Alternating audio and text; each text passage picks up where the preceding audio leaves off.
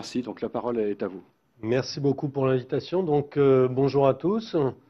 Je vais vous parler donc du diagnostic et de l'intérêt du diagnostic du carcinome hépatocellulaire au cours des hépatites virales. Et donc, on va commencer par des généralités sur l'histoire naturelle des hépatites. Donc, elles sont représentées sur cette diapositive, où globalement l'idée est qu'un virus va infecter un foie normal et entraîner une hépatite chronique. Majoritairement, l'hépatite chronique est liée non pas tant à la présence du virus qu'à la reconnaissance par le système immunitaire de la présence de ce virus étranger qui va entraîner une destruction des hépatocytes par le système lymphocytaire spécifique. Et c'est donc l'activité de cette maladie au long cours qui va être à l'origine de la fibrose, donc de la cicatrice qui dissèque le foie, et qui va entraîner la constitution de la cirrhose, qui caractérise par cette désorganisation architecturale du foie harmonieux, par de la fibrose qui isole des nodules de régénération. Et lorsque la cirrhose est présente, le problème est le risque de survenue de complications, qu'il s'agisse de complications non carcinomateuses liées à l'hypertension portale et à l'insuffisance hépatique, donc respectivement l'hémorragie digestive, l'acide et l'infection du liquide d'acide, ou qu'il s'agisse de complications carcinomateuses, avec donc le risque de carcinome hépatocellulaire qui va nous occuper aujourd'hui, qui survient majoritairement, mais pas exclusivement, sur un foie cirrhotique. Et bien sûr, ce sont ces complications carcinomateuses et non carcinomateuses qui font la gravité et le risque mortel de la cirrhose. Alors, les risques sont environ pour l'une et l'autre des complications carcinomateuses et non carcinomateuses de 3% par an. Donc, on a un risque qui est environ de 6% donc pour la survenue de toute complication et qui justifie bien sûr le dépistage dont on va parler. Quand on parle d'hépatite chronique, on parle donc principalement du virus de l'hépatite B et du virus de l'hépatite C, qui sont donc, vous le savez, extrêmement fréquents, on va le revoir, avec comme satellite du virus de l'hépatite B le virus de l'hépatite delta, qui nécessite la présence du virus de l'hépatite B pour se propager. Alors, on va d'abord parler un petit peu d'épidémiologie des carcinomes hépatocellulaires, qui est l'un des éléments, bien sûr, qui justifie ce dépistage. Juste pour rappeler les situations épidémiologiques mondiales, deux situations donc différentes mais endémiques dans le monde, ce sont l'infection virale B et l'infection virale C. L'infection virale B, c'est donc 360 millions de sujets ayant une infection chronique. L'infection virale C, c'est 170 millions. Et environ un tiers des patients infectés va avoir une maladie hépatique significative. Quand on regarde pour le virus de l'hépatite B, il y a clairement deux foyers différents qui représentent 2 tiers des 360 millions de sujets infectés. C'est un foyer asiatique qui est en train de se modifier du fait de l'implantation depuis les années 90 d'une vaccination assez large, et notamment au Vietnam et en Chine, qui va permettre dans les 10 ans de réduire de moitié l'incidence de l'infection virale B, et puis un foyer africain, subsaharien, pour lequel, là aussi, environ 10% de la population est chroniquement infectée. Il y a aussi un petit foyer en Amazonie, et puis le foyer en Alaska a complètement disparu. La situation épidémiologique est différente pour le virus de l'hépatite C, avec une répartition un peu moins contrastée, même si on voit que certaines zones sont particulièrement affectées. Là aussi, on retrouve quelques zones en Asie, quelques zones en Afrique, et puis surtout l'Égypte, qui est une situation très particulière, puisque environ 13 à 15% de la population égyptienne a une infection chronique par le virus de l'hépatite C, liée au traitement collectif de la bilharziose dans les années 60-70. Donc, deux situations avec une fréquence très élevée des infections virales. En France, la situation est différente, avec environ 0,7% d'infection chronique par le virus de l'hépatite B, des disparités régionales, une surreprésentation à 1,2% de la population française dans l'est de la France, une sous-représentation à 0,16% dans l'ouest de la France, on considère que la surreprésentation dans l'Est est principalement liée à la migration à la fois de Turquie et d'Europe centrale et d'Europe de l'Est.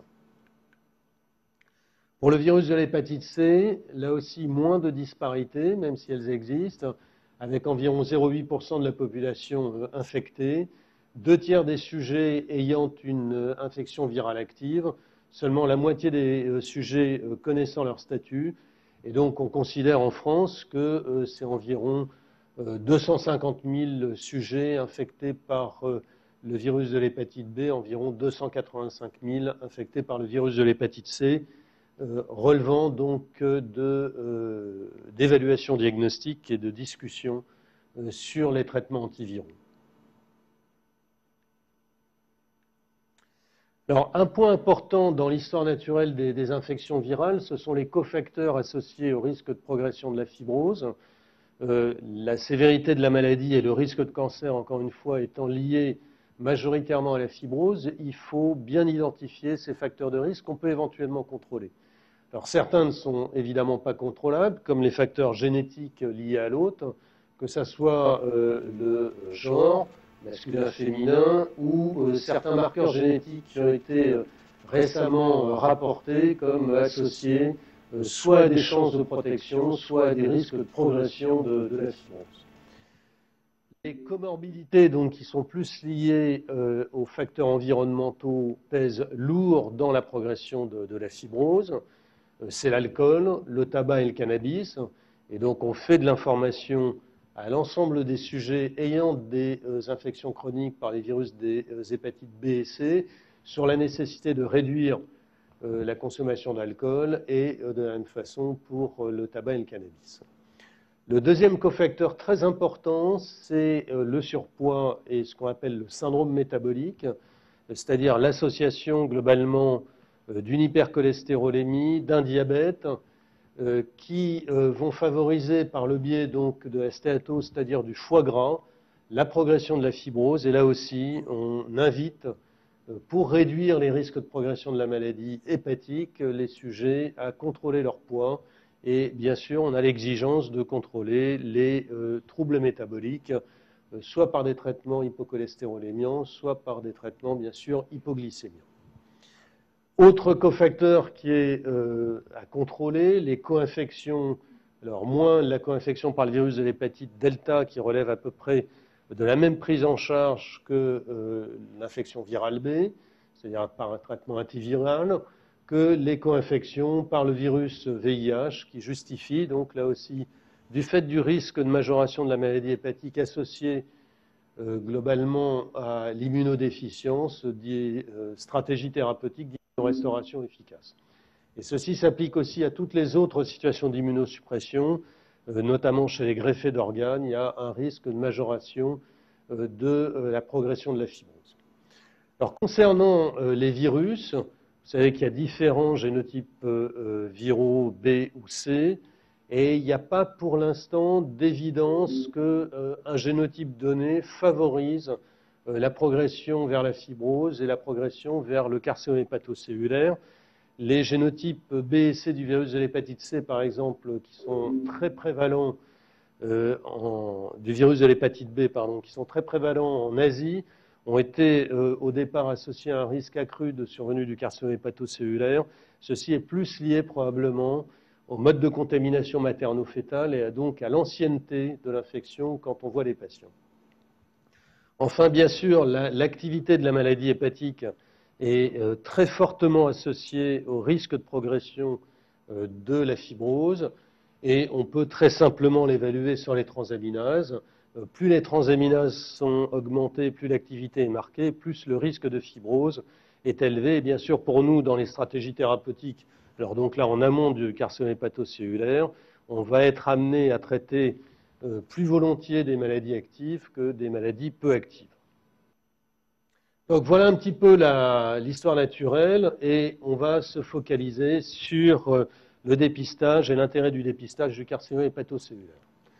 Alors juste pour résumer un petit peu les choses, on sait qu'à côté des virus, bien sûr, il y a l'alcool ou le syndrome métabolique qui vont participer au risque de survenue du carcinome hépatocellulaire. Aujourd'hui, dans les pays industrialisés, c'est principalement l'alcool et le syndrome métabolique qui sont à l'origine du cancer, plus que les infections virales, qui bien sûr concernent plus les pays qu'on a évoqués, que ce soit en Asie ou en Afrique. Le deuxième point, c'est que très majoritairement, et je vous l'ai dit, dans plus de 90% des cas, le carcinome hépatocellulaire est lié à la présence d'une cirrhose, donc d'une histoire naturelle assez ancienne, évoluant depuis plusieurs décennies. Le point important avec le virus de l'hépatite B, c'est qu'il peut entraîner directement un carcinome hépatocellulaire par des mécanismes d'hépatocarcinogénèse directe. Je vais en parler.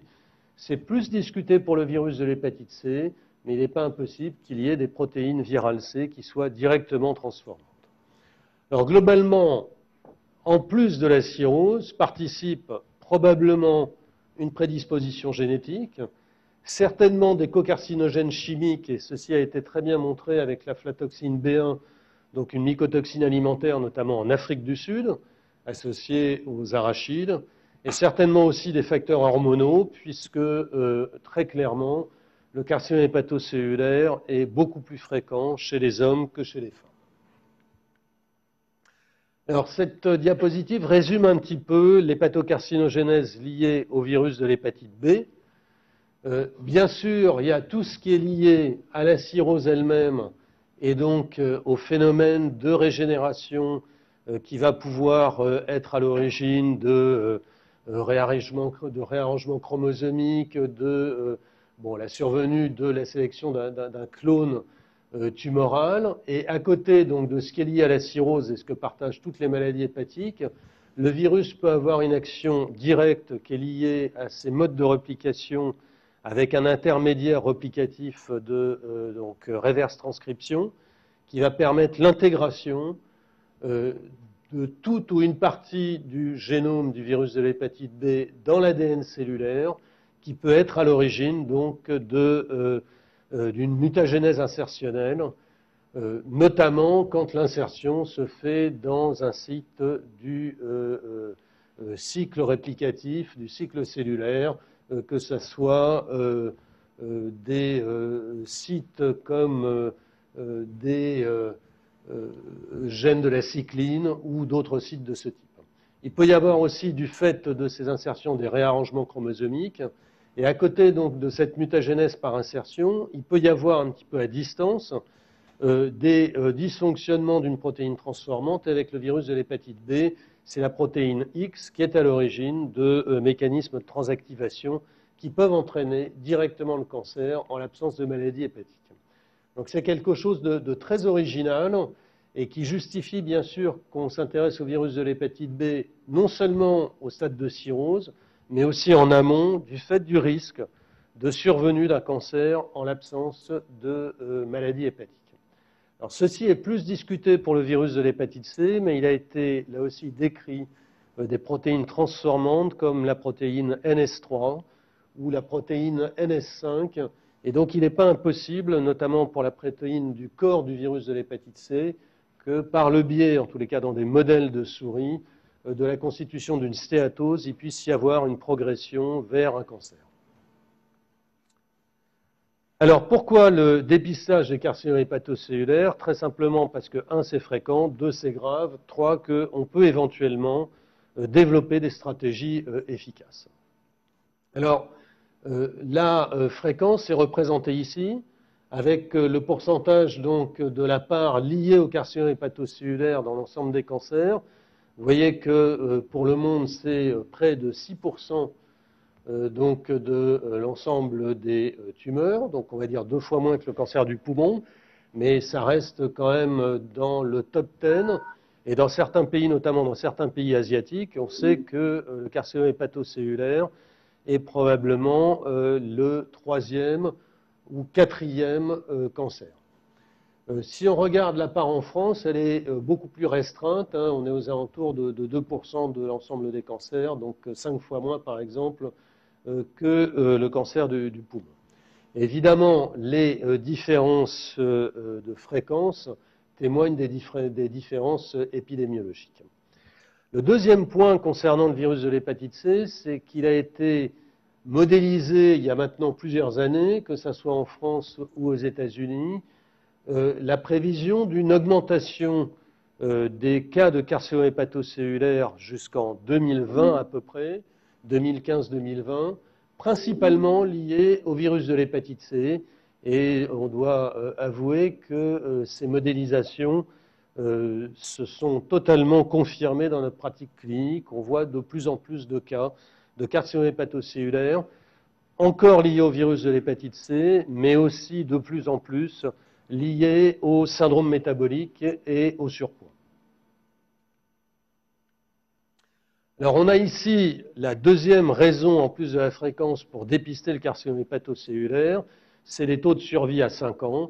Et vous voyez que les taux de survie du cancer du foie sont très mauvais, on va dire comparables à ceux du cancer du pancréas, ce qui n'est évidemment pas le cas du cancer du côlon, et notamment grâce aux techniques de dépistage.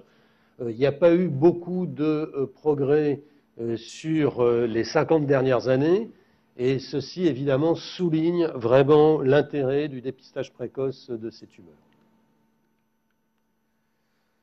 Alors, pourquoi est-ce que, encore une fois, il faut dépister? Très simplement parce qu'on va pouvoir proposer des traitements curatifs aux personnes ayant des petits carcinomes hépatocellulaires. C'est ce qu'on voit ici au sein de ce foie multinodulaire de cirrhose. Ce petit cancer peut être traité de façon radicale. À l'inverse, bien sûr, des cancers diffus, très grosses tumeurs avec des localisations donc métastatiques intrahépatiques, ne peuvent pas espérer relever d'un traitement curatif, et donc il vaut mieux, par des dépistages précoces, identifier les carcinomes hépatocellulaires à un stade initial, évidemment qu'à un stade évolué. Et on voit que la possibilité d'un traitement curatif était historiquement extrêmement limitée, 10%, et qu'avec le développement des techniques, et notamment des techniques morphologiques, je pense surtout à l'échographie, on a pu réduire le pourcentage de traitement palliatif de 90 à 70% et augmenter donc de 10 à 30% le pourcentage de traitement curatif. Donc fréquence, mauvais pronostic, intérêt d'un traitement curatif en cas de diagnostic précoce, ça souligne bien sûr l'intérêt des stratégies de dépistage. On a ici donc l'influence indiscutable et vraiment consensuelle du dépistage précoce du carcinome hépatocellulaire. Le message est quoi? C'est que la survie est bien sûr totalement dépendante du dépistage. Ceci est une étude asiatique, là une étude chinoise, qui montre très clairement des courbes de survie différentes pour les carcinomes hépatocellulaires dépistés et non dépistés, et ceci est bien sûr totalement relié à la possibilité d'effectuer un traitement curatif. Et donc, quand on regarde la distribution de cette population importante, on voit qu'il y a un gain de survie de 37% chez les patients qui relèvent d'un dépistage.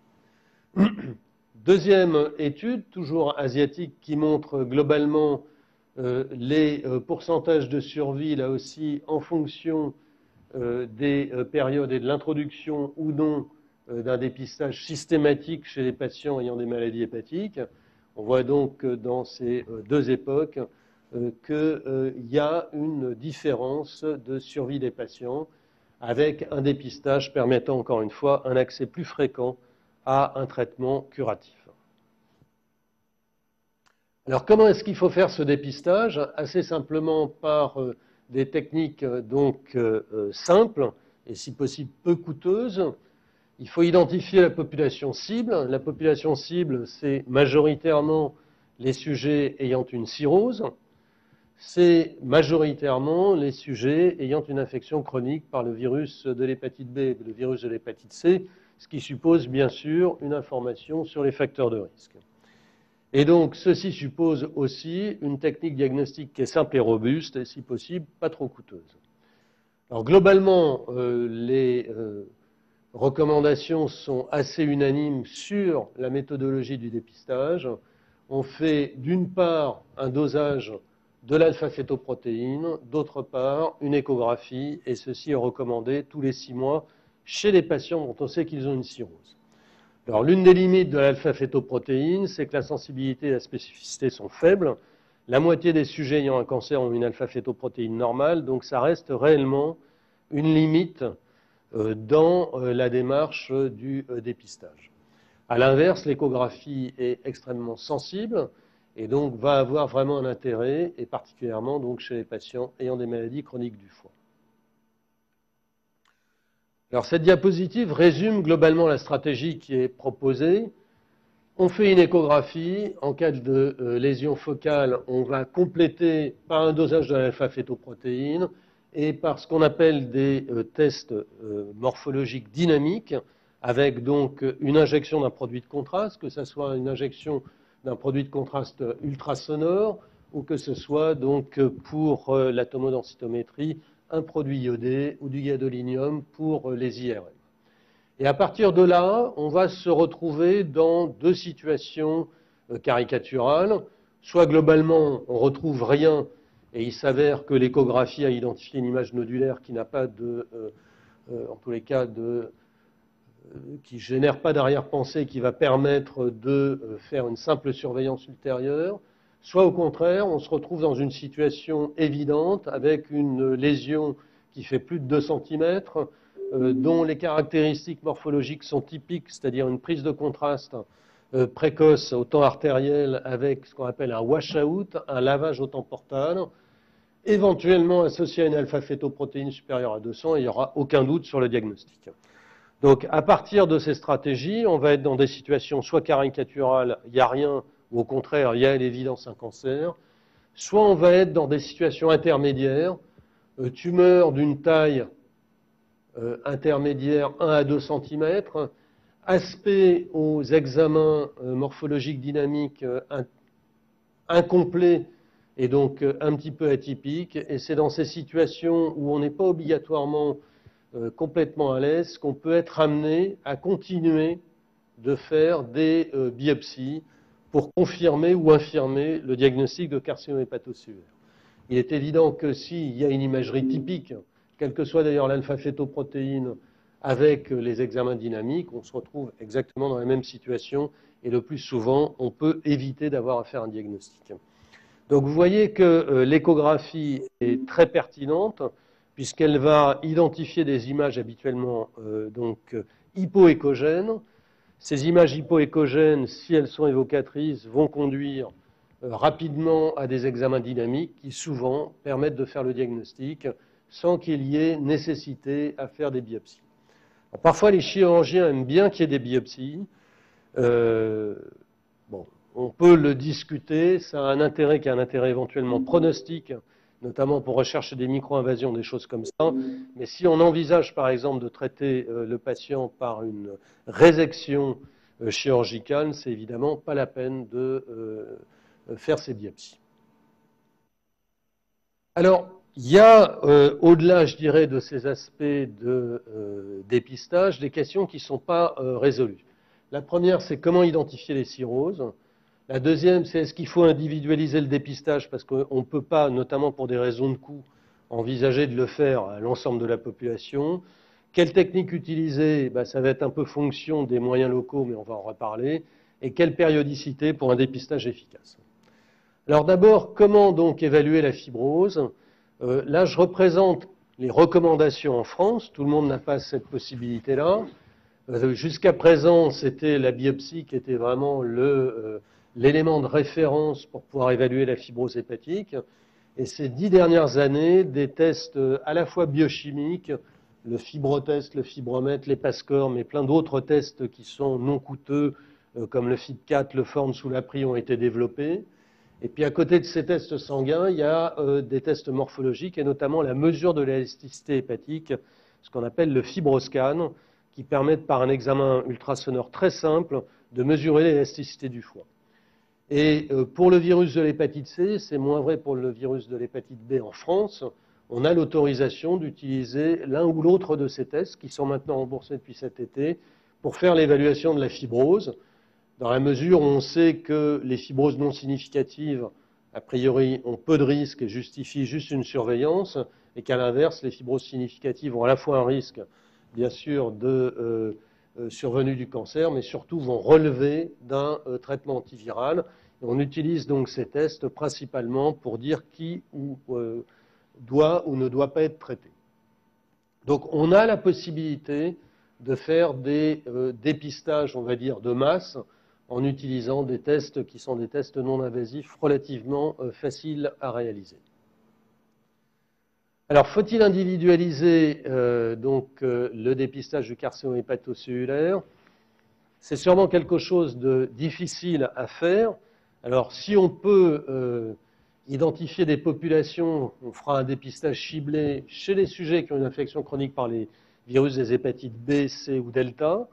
Mais encore une fois, il faut se souvenir que la moitié de la population ignore son statut, en tous les cas en France, et que donc on va passer à côté d'une moitié de la population qui a un risque, et que d'autre part, tous les patients qui ont une hépatite chronique virale n'ont bien sûr pas le même risque de survenue du carcinome hépatocellulaire, et qu'il est principalement quand même observé chez les patients ayant une cirrhose.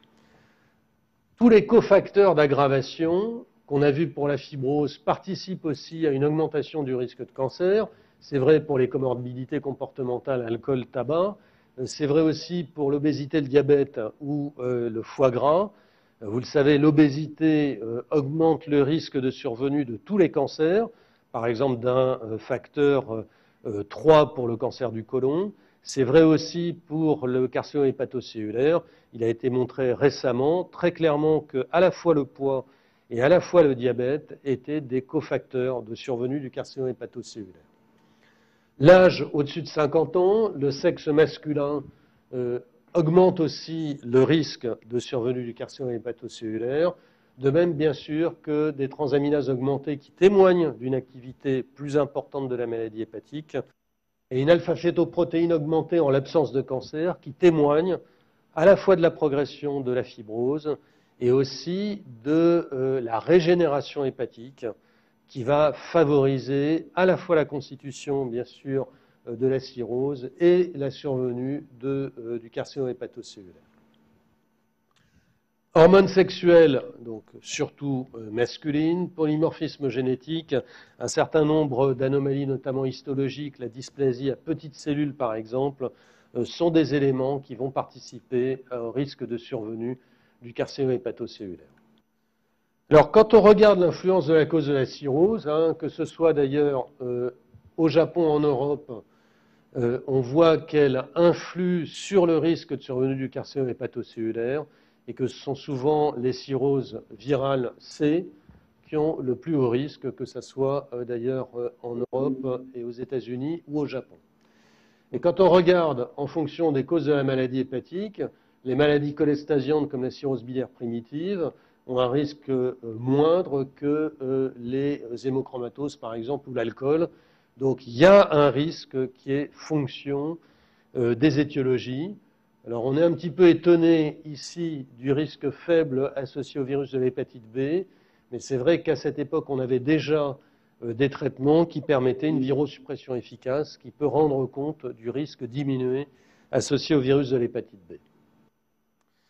Alors pour le virus de l'hépatite B, en effet, on sait qu'il y a une relation très claire entre le niveau de multiplication virale, illustré là par les différents titres d'ADN viral B, et la survenue soit de la cirrhose, soit du cancer. Ça, ce sont les cohortes dites Reveal, qui sont des cohortes taïwanaises, où on regarde dans le temps, globalement à 10 ans, le risque de survenue de la cirrhose ou du carcinome hépatocellulaire en fonction du niveau de charge virale B initiale quand les patients ont été pris en charge dans la cohorte.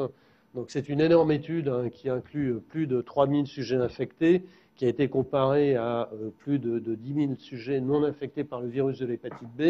Et vous voyez ici les pourcentages. Donc globalement, pour les patients ayant une charge virale importante, il y a un risque de 25% à 10 ans de survenue de la cirrhose. Et on a exactement toujours dans cette cohorte des résultats comparables quand on regarde le risque de carcinome hépatocellulaire. Ce n'est pas étonnant puisque évidemment, le risque de carcinome hépatocellulaire est majoritairement dépendant du risque de cirrhose, de voir, avec des pourcentages qui sont différents, un risque qui est à peu près, donc vous voyez, à 10 ans, aux alentours de 8% chez les patients ayant des charges virales élevées. Évidemment, le message à partir de là, c'est qu'il faut identifier les sujets infectés, il faut pouvoir quantifier le niveau de charge virale, ce que tout le monde ne peut pas faire, et à partir de là, bien sûr, proposer des traitements virosuppresseurs pour réduire le niveau de multiplication virale. Et il a été clairement montré qu'avec ces virosuppressions liées aux médicaments, je pense notamment aux études de Lyon avec la lamivudine, après 3 ans de virosuppression, il y a une réduction de 50% du risque de survenue du cancer, ou du risque aussi d'ailleurs de survenue de la progression de la maladie hépatique, par comparaison au groupe placebo, montrant évidemment l'importance de la réduction de la charge virale. Et vous noterez que chez les sujets qui initialement n'ont pas de cirrhose et ont une faible charge virale, en tous les cas un antigène HBe négatif et des transaminases normales, on retrouve malgré tout un risque qui est un risque non négligeable de survenue du cancer. Ceci témoigne du fait que tout sujet antigène HBs positif doit avoir, quelles que soient les données biochimiques, virologiques, une surveillance au moins annuelle du fait du risque de survenue du carcinome hépatocellulaire, donc principalement par une échographie hépatique. Alors je ne détaillerai pas parce que c'est vraiment très spécialisé, mais on sait qu'il y a des déterminants génétiques qui vont participer au risque de survenue du carcinome hépatocellulaire, et on peut évidemment imaginer rajouter ces polymorphismes génétiques dans des facteurs prédictifs de survenue du carcinome hépatocellulaire. Il y en a beaucoup d'autres qu'il faudrait rajouter et je ne vais pas détailler ça. Et enfin, à partir de l'ensemble de ces éléments prédictifs, que ce soit l'âge, le sexe, que ce soit la présence d'anticorps anti-VHC, que ce soit bien sûr la sévérité de la maladie hépatique et le taux initial d'alpha-fétoprotéine, on peut définir des patients à haut risque ou à très bas risque de survenue du carcinome hépatocellulaire. Et ceci pourrait être, notamment dans des perspectives économiques, un élément important pour déterminer qui va relever d'un dépistage. Et il est évident, c'est ce qu'on voit ici, avec un risque donc à 5 ans qui est aux alentours donc de 40%, que les sujets à haut risque, c'est-à-dire globalement les hommes de plus de 60 ans ayant une infection virale C, une maladie hépatique avec une insuffisance hépatique et une hypertension portale, relèvent vraiment d'une surveillance très régulière, alors que les patients qui ont par exemple pas d'hépatite C, qui ont moins de 40 ans, et une maladie peu active ont un risque pratiquement nul. Ça ne veut pas dire qu'il faut se passer de toute surveillance, ça veut dire que probablement on peut moduler le dépistage en fonction de ces facteurs. Et on a là donc les probabilités en fonction des différents groupes de survenue de la cirrhose. Ce qui est intéressant ici, c'est de retrouver l'impact en fait du poids et du diabète. Et bon, ceci est encore une fois vrai pour toutes les tumeurs, mais on voit vraiment l'importance chez les patients donc en surpoids et avec un diabète de l'impact en termes de risque de survenue du carcinome hépatocellulaire, et à l'inverse, chez les patients plus légers et sans diabète, un risque beaucoup plus faible. Ce sont des éléments qui seront pris en compte évidemment dans la définition de la politique de dépistage, mais ce sont aussi des éléments qui doivent conduire à des interventions thérapeutiques avec contrôle efficace du diabète, contrôle bien sûr du surpoids, et rappeler en permanence donc les risques associés à ces situations-là. Alors, quelle technique utiliser pour le diagnostic ? Donc, il faut se souvenir que quand survient une lésion focale sur une cirrhose, ça n'est pas nécessairement un carcinome hépatocellulaire, et qu'il y a plein d'autres causes, bien sûr, de lésions nodulaires, que ce soit des nodules dysplasiques ou des nodules de régénération, d'autres tumeurs primitives du foie comme le cholangiocarcinome, d'autres lésions qui peuvent être des métastases ou des lésions lymphomateuses, et puis évidemment des lésions bénignes comme des angiomes ou de la stéatose pseudotumorale. Pour pouvoir au mieux identifier ces lésions, on a différents outils morphologiques. L'échographie est assez efficace. Elle va noter la présence d'un nodule hypoéchogène. Il est rare que les nodules soient hyperéchogènes. C'est possible sur des cirrhoses. C'est majoritairement quand même des angiomes. Et donc, on voit vraiment la performance de l'échographie qui reste parfois très difficile sur des foies de cirrhose remaniés. La tomodensitométrie ou l'IRM ou l'échographie avec injection de produits de contraste sont évidemment plus sensibles que l'échographie et puis surtout permettent l'évaluation dynamique. On voit là cette prise de contraste précoce, donc concordante avec la prise de contraste artériel, très évocatrice bien sûr du carcinome hépatocellulaire, surtout quand on voit dans un second temps la vidange, donc le washout au temps portal qui témoigne vraiment de façon caractéristique sur cette lésion d'un carcinome hépatocellulaire. Alors, on a la possibilité d'utiliser d'autres techniques. C'est juste pour signaler que l'échographie de contraste est une technique très efficace, bien moins coûteuse et moins invasive, on va dire, que la tomodensitométrie ou l'IRM, et que dans des mains expérimentées, elle permet d'avoir une très bonne performance diagnostique. Donc pour ceux qui l'ont et qui ont plus de difficultés d'accès au scanner ou à l'IRM, c'est possible d'utiliser ces techniques. La biopsie, je vous l'ai dit, reste un examen intéressant dans les situations de doute diagnostique sur les données morphologiques. Se rajoute à l'avantage du diagnostic un avantage pronostic, c'est-à-dire que ça permet de regarder s'il y a une invasion vasculaire et éventuellement donc de discuter si on doit compléter le traitement curatif de la tumeur par des traitements complémentaires comme des chimiothérapies par exemple. Deux inconvénients principaux à côté du risque hémorragique qui est un risque faible. Le premier, c'est qu'on peut taper à côté d'une petite lésion.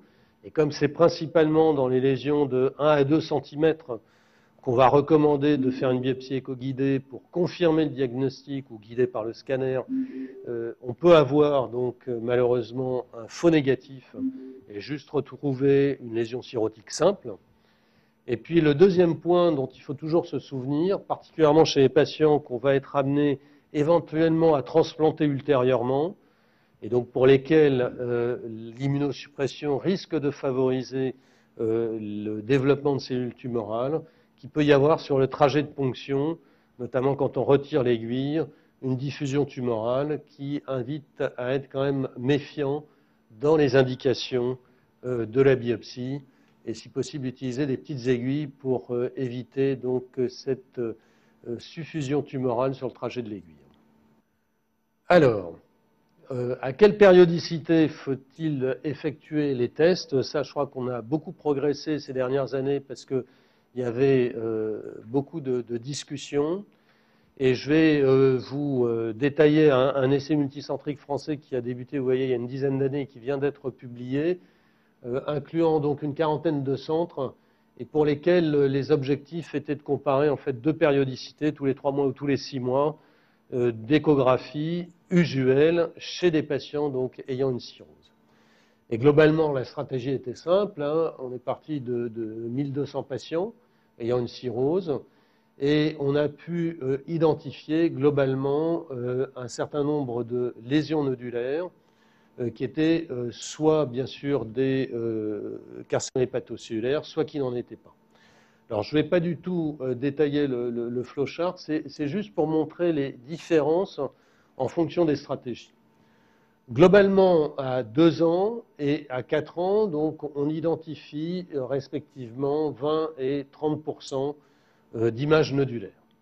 Et le point important, c'est qu'il n'y a pas de différence évidente pour le diagnostic de carcinome hépatocellulaire, même si on voit qu'en fonction de la rythmicité, tous les 3 mois ou tous les 6 mois, donc, ou tous les 3 mois, il y a bien sûr une différence dans le pourcentage de nodules identifiés. Mais le point important, c'est qu'en réalité, il n'y a pas de différence pour ce qui concerne le diagnostic de carcinome hépatocellulaire. Donc en répétant les échographies, on augmente la détection d'images nodulaires, mais on ne modifie pas la performance diagnostique en termes de pourcentage donc, de carcinome hépatocellulaire dépisté. Et à partir de là, évidemment, le message assez simple, c'est qu'il n'est pas nécessaire, d'autant plus que ce n'est pas si facile que ça, de réaliser des échographies tous les 3 mois, mais que tous les 6 mois est suffisant. Et donc je crois que la règle doit être, en dehors, je dirais, de situations peut-être à très haut risque, d'effectuer chez les patients cirrhotiques qui ont été identifiés une échographie tous les 6 mois, ce qui permettra de faire un diagnostic globalement dans 2 à 2,5% des cas à 2 ans. Et on voit que selon le groupe de randomisation, il n'y a pas de différence concernant globalement la taille des tumeurs identifiées. Je vais passer rapidement pour les patients co-infectés, VIH et VHC ou VHB, pour lesquels on sait que l'histoire de la progression des nodules n'est pas nécessairement complètement la même. Là, alors, on prend des populations vraiment très très sélectionnées, où on compare les sujets infectés par le VIH et les sujets non infectés par le VIH qui ont été transplantés pour un carcinome hépatocellulaire. Les caractéristiques initiales sont à peu près les mêmes.